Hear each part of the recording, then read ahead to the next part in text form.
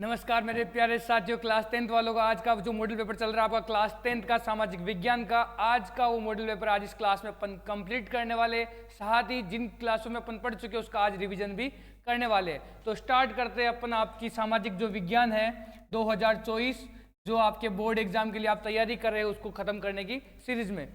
दो वीडियो आपने यदि नहीं देखी है तो दोनों वीडियो आप फटाफट से उसको देख के आ जाइए। उसके अगले क्वेश्चन की चर्चा अपन इस क्लास में करने वाले हैं। तो आज का अपना जो पहला क्वेश्चन रहने वाला है, क्वेश्चन नंबर 19 में चलने वाले। इस क्वेश्चन नंबर 19 की सीरीज की बात करें अपन तो क्वेश्चन 19 आपके सामने आने वाला है। एक सेकंड रुक जाइए। क्वेश्चन नंबर 19 बात करते हैं क्वेश्चन नंबर 19 की। तो बेरोजगारी से क्या अभिप्राय है? क्वेश्चन आपका 19 है, बेरोजगारी से आपका क्या अभिप्राय है और बेरोजगारी के दो प्रकारों का उल्लेख कीजिए। किसका? बेरोजगारी का बारे में बताना है और बेरोजगारी का क्या करना है, उसके प्रकार का क्या करना है, दो प्रकारों का उल्लेख करना है। बात करते हैं सबसे पहले बेरोजगारी क्या होता है। तो बेरोजगारी का तात्पर्य ऐसी अवस्था से है जिसमें व्यक्ति काम करने के योग्य तो होता है लेकिन काम करना चाहता भी है किंतु उसे क्या नहीं मिल पाता है, काम नहीं मिल पाता है। सीधे शब्दों में समझे बेरोजगारी को तो काम करने योग्य या काम का जो इच्छुक व्यक्ति होता है उसको काम नहीं मिलना क्या कहलाएगा? बेरोजगारी कहलाएगा। काम करने योग्य, काम की इच्छा रखने वाले व्यक्ति को यदि रोजगार नहीं मिलता है तो उसे अपन बेरोजगार कहते हैं। क्लियर है क्या? बात करते हैं बेरोजगारी के दो प्रमुख प्रकार पूछ रहा है। तो पहली बेरोजगारी की बात करें तो खुली बेरोजगारी। खुली बेरोजगारी का तात्पर्य उस स्थिति से है जिसमें योग्य व्यक्ति, कौन सा व्यक्ति? योग्य व्यक्ति प्रचलित मजदूरी दर पर कार्य करना चाहता है। जो प्रचलित मजदूरी दर उस पर कार्य करना चाहता है, काम करने योग्य भी है लेकिन उसे काम नहीं मिल पाता है, उसे आप क्या कहोगे? खुली बेरोजगारी कहेंगे। और वो क्या रहता है? बेरोजगार आदमी रहता है। क्लियर है क्या? तो खुली बेरोजगारी किसे कहते हैं? तो उस स्थिति से है जिसमें योग्य व्यक्ति कार्य करना चाहता है किस पर? प्रचलित मजदूरी दर पर। जो मूल्य, जो दर मार्केट में जो मजदूरी दी जाती है उस पर कार्य करना चाहता है लेकिन उसे काम नहीं मिल पाता है, उससे वे पूरी तरह क्या रहता है? बेरोजगार रहता है। क्लियर? खुली बेरोजगारी के बाद अपन बात करें प्रच्छन्न या छिपी बेरोजगारी। किस बेरोजगारी की बात कर रहा हूं? छिपी बेरोजगारी की अपन बात करें। प्रच्छन्न बेरोजगारी वह है जिसमें लोगों को योग्यता के अनुरूप पूरा काम नहीं मिल पाता। क्या नहीं मिल पाता? अनुरूप पूरा काम नहीं मिल पाता। वे रोजगार पर तो लगे होते हैं किंतु उत्पादन में उनका कोई योगदान नहीं होता है। उत्पादन में उनका योगदान नहीं होता है। जैसे कोई भी काम कर रहे हैं, वहां जरूरत 2 जनों की है लेकिन कितने जने लगे हुए हैं? 5 जने। यदि 3 जने नहीं भी आएंगे तो भी उत्पादन कितना होने वाला है? जितने 2 जने बना रहे उतना ही उत्पादन होने वाला है। तो जो 3 व्यक्ति है वो किस बेरोजगारी के शिकार है? छिपी बेरोजगारी या प्रच्छन्न बेरोजगारी के शिकार है। एक प्रच्छन्न बेरोजगारी था और एक था आपके खुली बेरोजगारी। पहली बात की अपन ने सबसे पहले किसकी? बेरोजगारी की। बेरोजगारी की अपन ने बात की। बेरोजगारी क्या होती है? रोजगार करने का इच्छुक होता है लेकिन रोजगार नहीं मिल पाता है, बेरोजगारी कहलाता है। इसकी अपन 2 प्रकार की बात की। पहला बेरोजगारी का प्रकार क्या था? खुली बेरोजगारी। इसकी बात की मैंने आपके साथ? खुली बेरोजगारी की, यानी कि जो मजदूरी है उस पर कार्य करना चाहता है। क्या चाहता है? कार्य करना चाहता है लेकिन कार्य क्या होता है? नहीं मिल पाता है। ये कौन सी बेरोजगारी? खुली बेरोजगारी। इसके बाद आई थी छिपी बेरोजगारी। कौन सी बेरोजगारी? छिपी बेरोजगारी या प्रच्छन्न। कौन सी बेरोजगारी? प्रच्छन्न बेरोजगारी। इस प्रच्छन्न बेरोजगारी की मैं बात करूं तो इसके अंतर्गत बेरोजगारी ऐसे कि कम व्यक्तियों की जरूरत पे क्या कर रहे थे? ज्यादा व्यक्ति काम कर रहे थे। जरूरत 2 व्यक्तियों की है, काम कितने कर रहे हैं? 5। यदि 3 को मैं निकाल दूं तो भी मेरे उत्पादन पे कोई प्रभाव नहीं पड़ने वाला। वो कौन सी बेरोजगारी हो जाएगी? आपके छिपी बेरोजगारी। आंसर लिखने के लिए क्या लिखोगे? लोगों को योग्यता के अनुरूप पूरा काम नहीं मिल पाता। वे रोजगार पर तो लगे रहते हैं लेकिन किंतु उनके उत्पादन पर कोई प्रभाव नहीं पड़ता। क्लियर है क्या? पूरा यहां पर समझा दिया मैंने आपको। बात करते हैं सार्वजनिक क्षेत्रक तथा निजी क्षेत्रक में अंतर। क्वेश्चन बहुत इंपॉर्टेंट है। एक क्षेत्रक बता रहा आप सार्वजनिक क्षेत्रक और एक हो जाएगा निजी क्षेत्रक। क्लियर है क्या? एक सार्वजनिक है और एक निजी है। सार्वजनिक में जो सरकार के अंतर्गत जो आएगा, जो सरकार के अंतर्गत संसाधन आएंगे वो सार्वजनिक कहलाएगा और किसी एक व्यक्ति का रहने वाला है तो वो कैसा कहलाएगा? आपका निजी कहलाएगा। निजी व्यक्ति के स्वामित्व में जो चीजें आएगी वो निजी कहलाएगी, निजी क्षेत्र में आएगी। और सरकार के अंतर्गत जो रहती है वो किसमें कहलाएगी? सार्वजनिक में कहलाने वाली है। तो बात करते हैं इसके आंसर की। तो सार्वजनिक क्षेत्र तथा निजी क्षेत्र में अंतर। सार्वजनिक क्षेत्र के अंतर्गत आर्थिक गतिविधियों पर सरकार का स्वामित्व। किसका स्वामित्व होगा? सरकार का। सार्वजनिक में किसका स्वामित्व? सरकार का स्वामित्व एवं नियंत्रण होता है। इसके विपरीत निजी क्षेत्र में आर्थिक गतिविधियों पर निजी व्यक्तियों का नियंत्रण और स्वामित्व रहने वाला है। क्लियर है क्या? सार्वजनिक में जो नियंत्रण और स्वामित्व सरकार का होगा और निजी में किसी प्रति एक निजी व्यक्ति का वहां पर स्वामित्व रहने वाला है। क्लियर है पहला। दूसरा, सार्वजनिक क्षेत्र का उद्देश्य, पहला बात की होता क्या है, दूसरा अपन पॉइंट बताएंगे उद्देश्य के बारे में। तो सार्वजनिक क्षेत्र का उद्देश्य पूछे तो सार्वजनिक कल्याण में वृद्धि करना, यानी कि जो रेल चल रही है तो रेल का उद्देश्य लाभ कमाना कम, क्या लाभ कमाना कम और सेवा देना ज्यादा होता है। क्या होता है? सेवा देना ज्यादा होता है, तो वृद्धि करना होता है। जबकि निजी क्षेत्र में का उद्देश्य लाभ अर्जित करना होता है। क्या करना अर्जित होता है? लाभ अर्जित करने के लिए निजी क्षेत्र के जो व्यापारी हो वो व्यापार करते हैं। मेरे हिसाब से ये भी आपके क्लियर हो चुका होगा। सार्वजनिक क्षेत्र में किए गए व्यय यानी खर्चा की भरपाई सरकार करों के माध्यम से, जो सरकार है वो सरकार जो भी खर्चा कर रही है, जो भी आपके सामने योजनाएं ला रही है, जो भी आपको उपलब्ध करवा रही है, कम किराए पर आपको यात्रा करवा रही है, जो कुछ भी करवा रही है, वो उसका भरपाई कहाँ से करती है? तो वो आपने जो टैक्स लेते हैं उससे वो भरपाई करती है। जबकि निजी क्षेत्र में किए गए व्ययों की भरपाई लाभ में से की जाती है। गवर्नमेंट हॉस्पिटल में जाते हैं तो वहाँ फीस नहीं होती, लेकिन प्राइवेट में जाते हैं तो वो उसकी भरपाई किस तरीके से, जो उसके लाभ होता है उसमें से उसकी भरपाई करता है। क्लियर है? रेल विभाग एक सार्वजनिक क्षेत्र, उदाहरण के लिए आप कौन सा विभाग लिख सकते हो? रेल विभाग, जो केंद्र सरकार के अंतर्गत आती है, वो सार्वजनिक क्षेत्र का उदाहरण है। तो आईसीआईसीआई बैंक, एक बैंक है आईसीआईसीआई बैंक, वो कौन किस क्षेत्र में आता है? निजी क्षेत्र का एक उदाहरण है। क्लियर है क्या? पूरा क्वेश्चन यहाँ पर अपन क्लियर कर चुके हैं। पहले में बात करते हैं जो गतिविधियों पर नियंत्रण कौन करती है? सार्वजनिक पर। किस पर? दो शब्द याद रखना, सार्वजनिक पर कौन करेगा? सरकार। सार्वजनिक पर कौन करेगी? सरकार नियंत्रण करेगी, और निजी व्यक्ति जो करेंगे वो निजी क्षेत्र कहलाएगा। क्लियर है क्या? दूसरा पॉइंट, उसका उद्देश्य की मैं बात करूं तो सार्वजनिक जो क्षेत्र होगा या सरकार द्वारा जो उसका उद्देश्य क्या रहेगा? सार्वजनिक कल्याण, कल्याण में वृद्धि करना। किस में वृद्धि करना? कल्याण में, या सेवा देना, लोगों को सेवा प्रदान करना उनका मुख्य उद्देश्य रहने वाला है। क्लियर है? और निजी क्षेत्र में यदि उनका उद्देश्य क्या रहने वाला है? एकमात्र लक्ष्य उनका सेवा देकर लाभ कमाना, मुख्य उद्देश्य उनका क्या रहने वाला है? लाभ अर्जित करना। क्लियर है क्या? फिर अपन तीसरे पॉइंट में आए, सार्वजनिक क्षेत्र में किए गए व्यय यानी खर्चा, उसकी भरपाई कहां से कर रही है सरकार? तो करों से, जो आपसे टैक्स ले रहा है उससे वो भरपाई करेगी। लेकिन बात करूं मैं निजी की, तो निजी किससे व्यय करे? जो व्यय करे उसकी भरपाई जो लाभ से अपन से पैसा लेगी उसी में से उसको फायदा भी निकालना है, उसी में से उसका खर्चा भी उसको निकालना है। फिर अपन ने बात की उसके उदाहरणों की, तो एक रेल सार्वजनिक क्षेत्र का अच्छा उदाहरण है, और आईसीआईसीआई बैंक एक प्राइवेट क्षेत्र या निजी क्षेत्र का उदाहरण यहाँ पर रहने वाला है। एक एक चीज को अच्छी तरीके से अपन कंप्लीट कर चुके हैं। बात करते हैं आपके अगले क्वेश्चन की ओर। तो क्वेश्चन नंबर 20 निकालते हैं फटाफट से। क्वेश्चन नंबर 20 की अपन चर्चा करने वाले हैं। क्वेश्चन नंबर 20, अब यहां से आपके निबंधात्मक प्रश्न आ चुके हैं। कौन से प्रश्न आ चुके हैं? निबंधात्मक प्रश्न। और आपका पहला प्रश्न 4 अंकों का रहने वाला है। जितना पोर्शन आगे इंपॉर्टेंट रहने वाला है उतना ही पोर्शन यहाँ पीछे वाले जो निबंधात्मक प्रश्न बड़े बड़े आंसर इसमें ये भी इंपॉर्टेंट रहने वाले, इनको भी नहीं छोड़ना है। जितने भी मॉडल पेपर में करवा रहा हूँ सारे क्वेश्चन आंसर याद करवा रहा हूँ, इनको अच्छी तरीके से याद कर ले, काम आने वाले। इनमें से क्वेश्चन सीधे के सीधे उठने वाले हैं। क्लियर है क्या? तो निबंधात्मक जो प्रश्न है उनकी शब्द सीमा कितनी है? तो 200 से 250 शब्दों में इसका आंसर आपको देना है। क्लियर है क्या? 4 नंबर का क्वेश्चन आने वाला है। निम्नलिखित पर टिप्पणी लिखिए। क्वेश्चन नंबर 20 से आपके निबंधात्मक प्रश्न स्टार्ट होंगे। क्वेश्चन नंबर 20 से 19 क्वेश्चन तक आपके लघुत्तरात्मक चलेंगे, और क्वेश्चन नंबर 20 से आपके निबंधात्मक प्रश्न रहने वाले हैं। निम्नलिखित पर टिप्पणी लिखने के लिए पहला सवाल है, वस्तु विनिमय के दोष लिखने। किसके? वस्तु विनिमय जो प्रणाली है उसके दोष लिखने। क्वेश्चन नंबर दूसरे, इसी के अंदर 2 पॉइंट दे रखे हैं, और दूसरा पॉइंट है मुद्रा के कार्य। किसके कार्य? जो मुद्रा है, जो पैसा है, उसके आपको कार्य लिखना है। तो पहले अपन वस्तु विनिमय के दोष की यहाँ पे अपन बात करने वाले।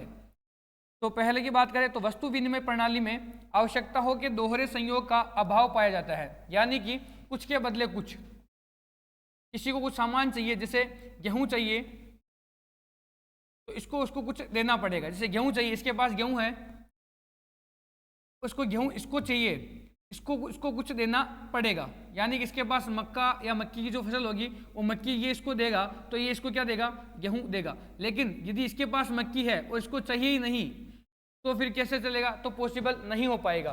तो वस्तु विनिमय प्रणाली में आवश्यकताओं के दोहरे संयोग का अभाव पाया जाता है, यानी कि दोहरा संयोग होना बहुत जरूरी है। जो जरूरत इसको है इसके पास होना चाहिए और इसको जो जरूरत है वो इसके पास होना चाहिए। क्लियर है क्या? एक वस्तु दूसरे जने के पास होनी चाहिए, तब वस्तु विनिमय प्रणाली सक्सेसफुल हो सकती है, जिससे संतोषजनक व्यवहार नहीं हो पाता। संतोषजनक व्यवहार नहीं हो पाता। लेन देन में भी अधिक समय लगता है। जो लेन देन होता है उसमें अधिक समय कैसे लगता है? तो वो व्यक्ति ढूंढना पड़ता है जिसके पास जो अपन सामग्री लेना चाहते हैं वो है, और अपने पास जो सामग्री पड़ी है वो लेना चाहिए। जब वस्तु विनिमय प्रणाली चली थी उस टाइम मुद्रा का रूप नहीं था, तो मुद्रा से पहले जो प्रणाली चलती थी कौन सी थी? वस्तु विनिमय प्रणाली।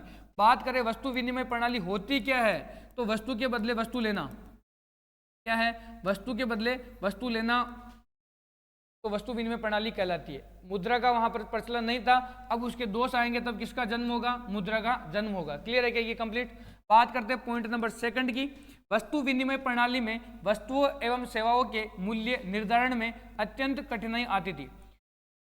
जो वस्तु या सेवाओं के मूल्य में क्या करना था? निर्धारण करने में कठिनाई बहुत ज्यादा आती थी। वस्तु विनिमय प्रणाली में विभाजकता का अभाव पाया जाता था।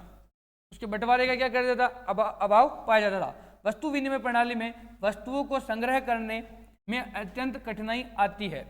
वस्तुओं को इकट्ठी करने में कठिनाई आती है।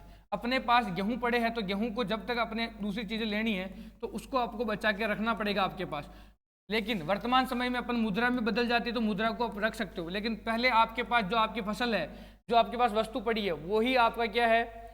मुद्रा रहने वाली थी। ठीक है, तो उसका संग्रह करने में क्या आती थी? कठिनाई आती थी। क्लियर है क्या? बात करते हैं अगले क्वेश्चन की ओर। मुद्रा के कार्य, दूसरा पॉइंट है आपके मुद्रा के कार्य। मुद्रा के प्रमुख कार्य कौन कौन से? तो पहला है मूल्य का मापन करना। क्या करना? मुद्रा क्या होती थी? वो क्या करती थी?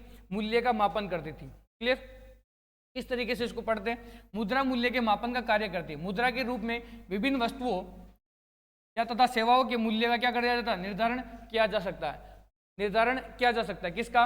वस्तुओं और सेवाओं के मूल्य का निर्धारण कर सकते हैं कि ये वस्तु इतने रुपए की है, ये वस्तु 10 रुपए की है, ये वस्तु 15 रुपए की है, ये वस्तु 20 रुपए की। इस तरीके से मुद्रा का रूप में वस्तुओं और सेवाओं का निर्धारण किया जा सकता है। क्लियर है क्या? तो पहला पॉइंट याद रखोगे, मूल्य का मापन करती है कौन? मुद्रा। विनिमय का माध्यम, किसका माध्यम? विनिमय का। वस्तुओं के लेन देन का माध्यम कौन बनी? मुद्रा बनी। किस प्रकार? तो देखिए, मुद्रा विनिमय के माध्यम के रूप में अपनाई जाती है। विनिमय के रूप में यानी कि कुछ सामान लेने जाने के रूप में। जैसे 50 का सामान लेने जाना है तो अपन आगे वाले को 50 रुपए देकर वो सामान ले सकते हैं। इसीलिए हम अपनी आवश्यकताओं की संतुष्टि के लिए मुद्रा के बदले वस्तुओं तथा सेवाओं को आसानी से क्रय विक्रय कर सकते हैं। बात करते हैं विनिमय का माध्यम, तो मुद्रा विनिमय के माध्यम से अपनाई जाती है। इसलिए हम अपनी आवश्यकताओं की संतुष्टि के लिए, अपनी जो आवश्यकता है उसकी संतुष्टि के लिए मुद्रा के बदले, किसके बदले? जो आपके पास पैसे है उसके बदले वस्तुओं और सेवाओं को आसानी से क्या कर सकते हैं? खरीद सकते हैं। विनिमय का माध्यम कैसे हो गया? तो कुछ पैसे अपने पास है तो वस्तु खरीदने के लिए अपन उसे पैसे देंगे और अपन वस्तु ले लेंगे। इस प्रकार वो किसका माध्यम बन गई? विनिमय का माध्यम बन चुकी। पहला मूल्य का मापन, दूसरा विनिमय का माध्यम। तीसरे पॉइंट की मैं बात करूं तो व्यापार में मुद्रा का कार्य, जो व्यापार चल रहा है उसमें मुद्रा का क्या कार्य है? तो मुद्रा के द्वारा व्यापारिक क्रियाएं सफलतापूर्वक पूरी की जाती है। सफलतापूर्वक पूरी की जाती है क्योंकि मुद्रा की सहायता से एक स्थान से वस्तुओं का क्रय करके दूसरे स्थान पर विक्रय किया जा सकता है। एक स्थान पैसे दिए, यहाँ से अपन वस्तु खरीद लेते हैं और दूसरी जगह जाकर उसको बेचकर वहां से अपन वापस पैसे प्राप्त कर सकते हैं और अधिक पैसा प्राप्त कर अपन लाभ अर्जित कर सकते हैं। इस प्रकार व्यापारिक जो गतिविधियां थी वो चलती गई। इसके अथवा में आपको क्वेश्चन मिलेगा निबंधात्मक प्रश्न में, और इसमें प्रश्न है, साख से आप क्या समझते हैं? साख से आप क्या समझते हैं? भारत में औपचारिक क्षेत्रक में साख की संक्षिप्त व्याख्या दीजिए। क्षेत्र की मैं बात करूं तो दो क्षेत्रक देते हैं, एक होता है आपके औपचारिक और एक होता है आपके अनौपचारिक। अनौपचारिक दो क्षेत्र का आपके दे रखे। यहां पर आपको औपचारिक क्षेत्र के बारे में साख की संक्षिप्त व्याख्या उसके अंदर करनी है। पहले बात करता हूं मैं आपसे, साख क्या होता है? तो साख से आशय ऋण प्राप्त करने हेतु, किसका प्राप्त करने हेतु? ऋण। ऋण, लोन, किसी से पैसे उधार लेना, लोन, ऋण प्राप्त करने हेतु सुविधा से है। साख आर्थिक जीवन का एक, साख क्या है? आर्थिक जीवन, जो आपकी आर्थिक गतिविधि है उस जीवन का एक महत्वपूर्ण तत्व है कि आपकी गुडविल कितनी है। साख के अंतर्गत ऋण प्राप्त करने की सुविधा के अतिरिक्त ब्याज दर, समर्थक, ऋणाधार, आवश्यक कागजात तथा भुगतान के तरीके आदि को सम्मिलित किया जाता है। बात करूं मैं साख, तो साख का मतलब होता है आपकी गुडविल। आप यदि यहाँ खड़े तो आपको कितना पैसा ऋण मिल सकता है, आपकी क्या आर्थिक स्थिति है, उसके हिसाब से डिपेंड रहने वाला है। इसके अंतर्गत बात करें तो यहाँ पर एक तो ब्याज दर, समर्थक, ऋणाधार, आवश्यक कागजात तथा भुगतान के तरीके, इन सबको किसमें शामिल किया गया, तो इसके सबको साख के अंतर्गत शामिल किया गया। तो पॉइंट क्या याद रखोगे, साख का मतलब किससे है, ऋण प्राप्त करने हेतु सुविधा से है। साख क्या है, एक आर्थिक जीवन का एक मुख्य आधार रहने वाला है और इसके अंतर्गत ऋण प्राप्त करने की सुविधा भी मिलती है। उसके साथ साथ में आपके ब्याज दर, समर्थक, ऋणाधार, आवश्यक कागजात तथा भुगतान के तरीके, यानी आप ऋण ले रहे हैं तो आपको किस तरीके से इसका भुगतान करना है, किस्तों में करना है, कितनी किस्तों में करना, ये सारी चीज़ें किससे रिलेटेड रहने वाली है, तो ये सारी चीज़ें आपके साख से रिलेटेड रहने वाली है। आपको व्यक्ति कितना पैसा आपको उधार दे सकता है, टोटल चीज़ें किस में रहने वाली है, साख के अंतर्गत, गुडविल के अंतर्गत रहने वाली है। भारत में औपचारिक क्षेत्र में साख, जो औपचारिक क्षेत्र, मैंने आपको बताया दो क्षेत्र होते हैं, औपचारिक क्षेत्र के अंतर्गत अपन बात करने वाले हैं। तो भारत में औपचारिक क्षेत्र में बैंकों और सहकारी समितियों के कर्ज आते हैं। आपके क्वेश्चन आया था औपचारिक क्षेत्र में कौन कौन आते हैं, कौन से क्षेत्र में, औपचारिक क्षेत्र में, तो आपको वहां पर आंसर बैंक और सहकारी समितियां करना है। तो बात करते हैं, भारत में औपचारिक क्षेत्र बैंक और सहकारी समितियों के कर्ज आते हैं। भारतीय रिजर्व बैंक ऋणों के औपचारिक स्रोतों की कार्यप्रणाली पर नजर रखता है। कौन, भारतीय reserve bank, reserve bank of India, RBI है जो क्या रखता है, इन सब पे जितने भी बैंक है जो लोन देते हैं, ये सारी गतिविधियां करता है, इस पर निर्णय या इस पर निगरानी कौन रखता है, तो भारतीय रिजर्व बैंक रखता है। उदाहरण के लिए बैंक अपनी जमा का एक न्यूनतम नकद हिस्सा अपने पास रखते हैं। आरबीआई नजर रखता है कि बैंक वास्तव में नकद शेष बनाए हुए है। रिजर्व बैंक इस पर भी नजर रखता है कि बैंक केवल लाभ अर्जित वाले व्यवसायियों और व्यापारियों को ही ऋण मुहैया नहीं करा रहे, बल्कि छोटे किसानों, उद्योगों, छोटे कर्जदारों इत्यादि को भी ऋण दे रहे हैं। जो आरबीआई है, जो भारतीय रिजर्व बैंक है, वो बैंकों पर नजर रखता है। वो क्या क्या करता है कि जो बैंक वाले हैं वो उनका क्या होता है कि जितना उनके पास जितना जमा पूंजी है, जैसे अपन लोग जो पैसा जमा कराते हैं किसी बैंक में, तो उसकी एक राशि बैंक में उनको रखनी पड़ती है और उसके अलावा जो राशि है वो दूसरों को क्या कर देते हैं, लोन पर दे देते हैं, इस पर दे देते हैं, लोन पर दे देते हैं और उससे ब्याज प्राप्ति करके अपना लाभ वो अर्जित करते रहते हैं। तो जो आरबीआई है, कौन, भारतीय रिजर्व बैंक है या रिजर्व बैंक ऑफ इंडिया है, वो क्या करता है, इन पर निगरानी, जितने भी बैंक है इन सब बैंक पे ये क्या करता है, निगरानी करता है कि ये जमा पूंजी रख रहे हैं। और दूसरी बात, ये लोन किन किन को दे रहे हैं, जो लोन है या ऋण है, किसकी बात करें अपन, ऋण की, ये किन्हें किन्हें दे रहे हैं, ये सबको दे रहे हैं, यानी कि छोटे किसान हुए, छोटे किसान को,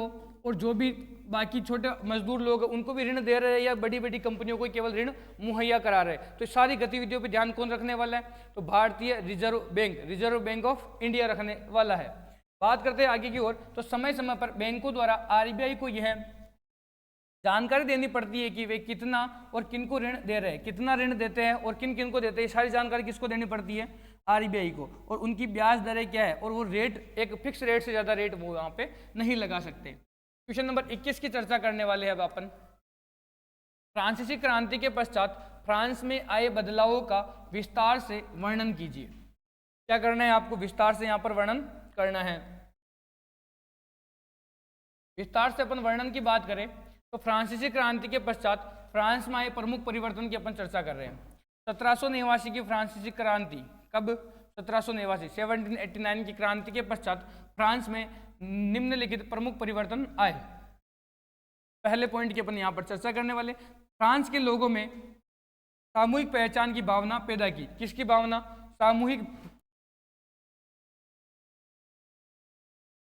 सामूहिक पहचान, किसकी भावना पैदा की, सामूहिक पहचान की भावना उन्होंने वहां पर पैदा की। बात करते इसको पूरा पढ़ते, फ्रांसीसी क्रांति के पश्चात फ्रांसीसी लोगों ने निम्न प्रकार सामूहिक भावनाएं उत्पन्न की। फ्रांसीसी क्रांतिकारियों के पितृभूमि और नागरिक जैसे विचारों ने एक ऐसे संयुक्त समुदाय के विचार पर बल दिया जिसे एक संविधान के अंतर्गत सम्मान अधिकार प्राप्त थे।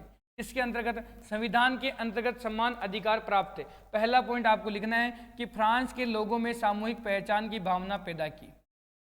जो क्रांति थी उसके स्वरूप फ्रांस के लोगों में कौन सी भावना, सामूहिक पहचान की भावना पैदा हुई। उसके रूप में क्या हुआ कि जो क्रांतिकारी थे वहाँ के, उन्होंने पितृभूमि और नागरिक जैसे विचारों ने एक ऐसे संयुक्त समुदाय कैसे समुदाय? संयुक्त समुदाय के विचार पर बल दिया जिसे एक संविधान के अंतर्गत सम्मान अधिकार प्राप्त थे, उस सम्मान अधिकार प्राप्त पर उन्होंने जोर दिया।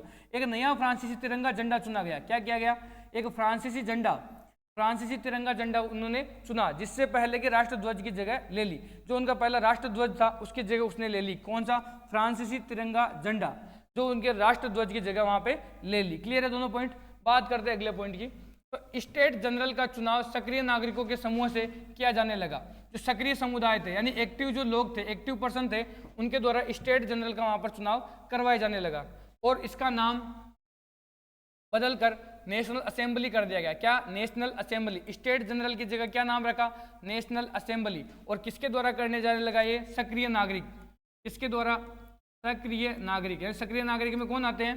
एक्टिव पर्सन की बात करी जाए। एक केंद्रीय प्रशासनिक व्यवस्था चुनी गई। कौन सी केंद्रीय प्रशासनिक व्यवस्था? जिनको अंडरलाइन कर रहा हूं इनको याद करना है। एक पॉइंट ऑफ व्यू से आपको कॉपी पेन के लिए मैंने बोल रखा है, उसमें इसको लिख लिख के आप याद कर सकते हो। क्या? स्टेट जनरल की जगह क्या आया? National assembly. और कौन से लोगों के द्वारा? सक्रिय नागरिकों के द्वारा। फिर आया केंद्रीय प्रशासनिक व्यवस्था चुनी गई, जिससे अपने भूभाग में रहने वाले नागरिकों के लिए सम्मान कानून बनाए। केंद्रीय प्रशासनिक व्यवस्था आई और उन्होंने क्या कहा? जो उनके भूभाग में रह रहे, जो उनके देश में रह रहे उन नागरिकों के लिए, उन लोगों के लिए सम्मान कानून बनाया कि जो कानून बनेगा वो सबके लिए क्या बनेगा?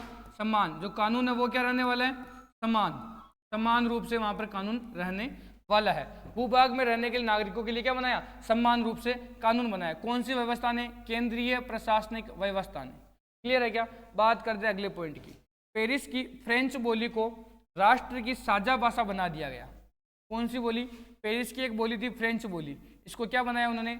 राष्ट्र की साझा भाषा। क्या? विचार विमर्श करने वाले, विचार का आदान प्रदान करने वाली भाषा बनाई राष्ट्र की। किस बोली को? फ्रेंच बोली को, जो कहाँ की थी? पेरिस की थी।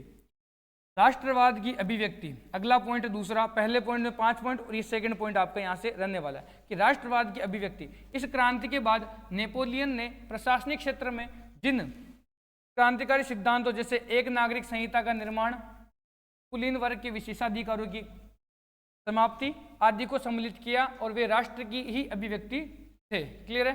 चलते हैं अगली ओर। ब्रिटेन में राष्ट्रवाद का इतिहास। ब्रिटेन में राष्ट्रवाद का इतिहास शेष यूरोप की तुलना में किस प्रकार भिन्न था? वर्णन कीजिए। जो ब्रिटेन में जो राष्ट्रवाद का इतिहास है वो यूरोप का जो शेष भाग था उसकी तुलना में किस प्रकार भिन्न था, उसकी आपको चर्चा करनी है। तो पहले बात करते हैं ब्रिटेन में राष्ट्रवाद। ब्रिटेन में राज्य का निर्माण अचानक हुई कोई उथल पुथल या क्रांति का परिणाम नहीं था। जो राज्य का निर्माण हुआ वो कोई अचानक कोई उथल पुथल होती उससे उसका निर्माण या क्रांति का परिणाम नहीं था, बल्कि यह एक लंबी चलने वाली प्रक्रिया का परिणाम था। कौन सी? लंबी चलने वाली प्रक्रिया का क्या था?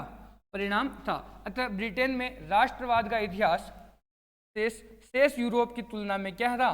भिन्न था। इसमें कहा गया कि ब्रिटेन में जो राष्ट्रवाद है वो कोई अचानक निर्माण उथल पुथल से नहीं हुआ, वो एक लंबी प्रक्रिया के बाद उसका निर्माण हुआ, तो वो शेष यूरोप से क्या है? भिन्न तो रहने वाला है। तो पॉइंट में बात करें तो ब्रितानी द्वीप समूह में रहने वाले लोगों अंग्रेज, वेल्स, स्कॉटिश व आयरिश की मुख्य पहचान नृजातीय थी। क्लियर है? चलते हैं अगली ओर। दूसरे पॉइंट की मैं बात करूं तो इन सभी जातीय समूहों की अपनी सांस्कृतिक और राजनीतिक परंपराएं थी। जो वहां पर लोग थे उन सभी की क्या थी? अपनी खुद की संस्कृति थी और राजनीतिक परंपराएं थी, इसलिए वो उनको अलग करती है। इन जातीय समूह में अंग्रेजों की शक्ति, धन संपत्ति, गौरव की वृद्धि तो हुई, तो वह द्वीप समूह के अन्य जातीय समूहों पर अपना प्रभुत्व स्थापित करने में सफल हुए। क्लियर है? बात करते पॉइंट नंबर 4 की। एक लंबे टकराव और संघर्ष के बाद आंग्ल संसद ने 1688 में, कब? 1688 में राजतंत्र से ताकत छीन ली थी। इस संसद के माध्यम से एक राष्ट्र राज्य का क्या हुआ? निर्माण हुआ। पहले बात की कि ये कोई उथल पुथल नहीं है, एक लंबी प्रक्रिया के बाद ये प्रक्रिया आई।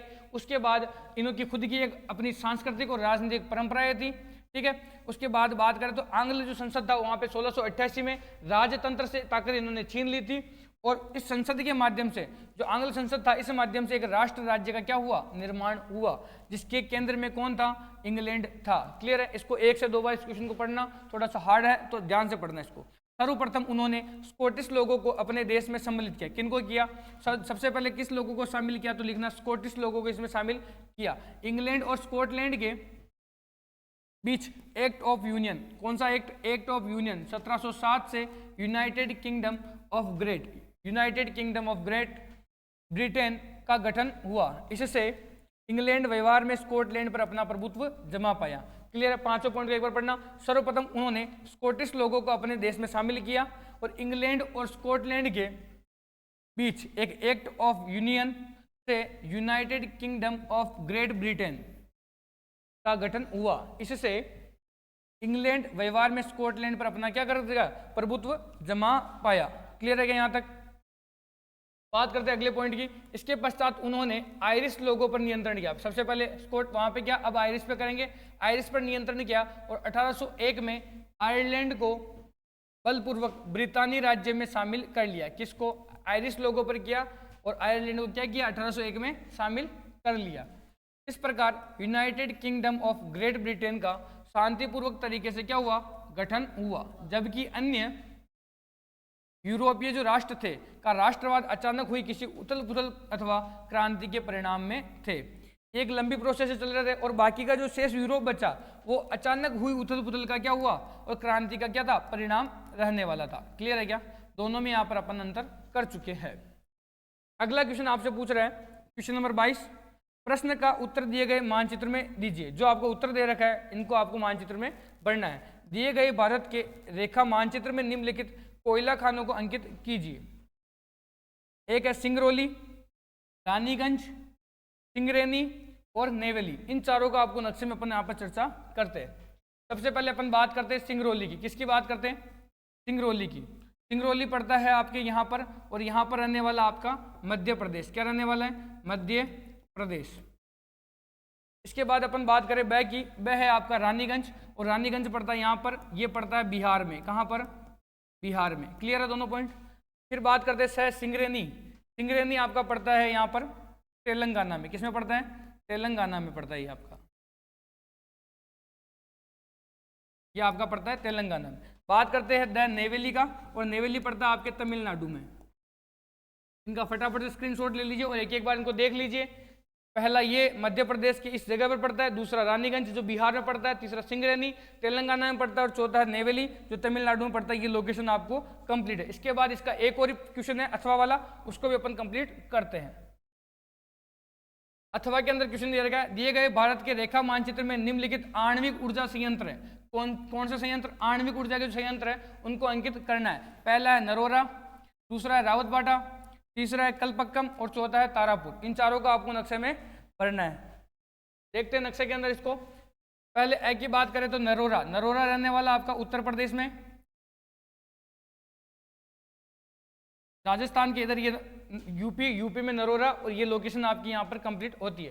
बे की बात करें रावतबाटा जो रहने वाला आपका राजस्थान में, की लोकेशन आपकी ये रहने वाली है। सही की बात करें कलपक्कम, और कलपक्कम आपका रहने वाला तमिलनाडु में, और द आपका था तारापुर जो रहने वाला आपके महाराष्ट्र में।